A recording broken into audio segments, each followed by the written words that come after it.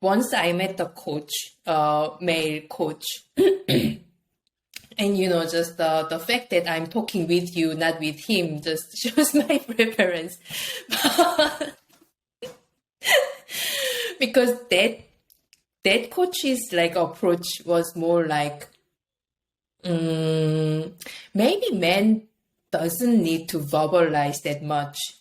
Like that was one of his assumption.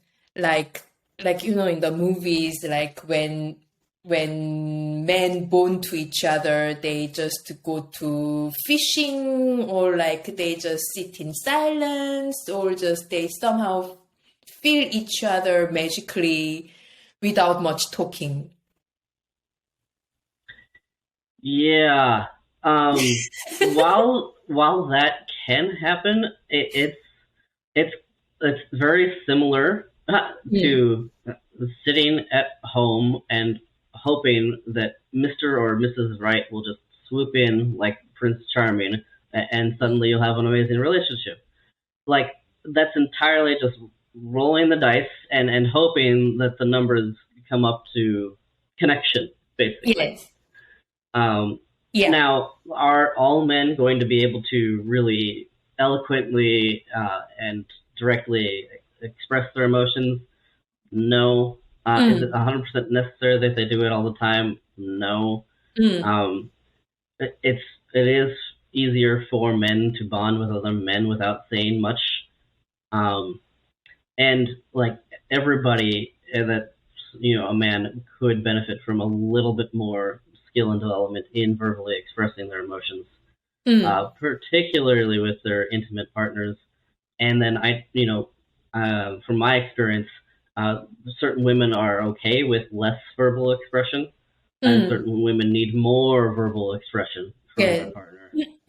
So it's something to be aware of as a man or a woman. Like, hey, am I with a partner who's meeting my desired level of verbal expression of emotions and vulnerability?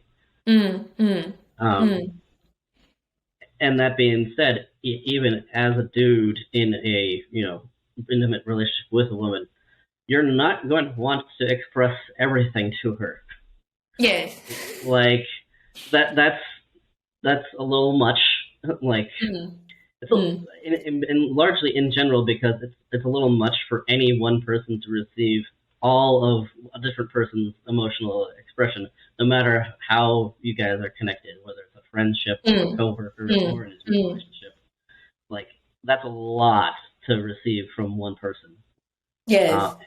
And definitely my advice for men is to have at least one male friend who you can be verbally expressive with and vulnerable with, so that your intimate partner, especially if she's a woman, doesn't have to hear all of it. Like, God bless her soul, she might be able and willing to do it, and it's just a really big ask.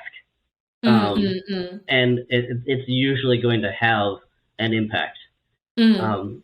Being that vulnerably open verbally with your intimate partner, you guys are usually already spending a lot of time and creating a lot of intimacy together.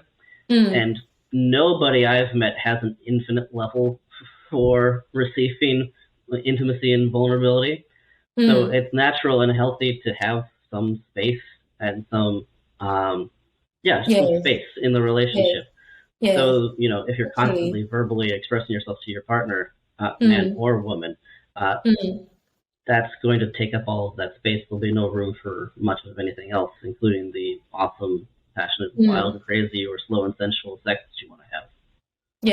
Yeah. It's just so obvious that whether it's partner or a friend, like, we need practice to express ourselves. We need some practice to be intimate with other human being.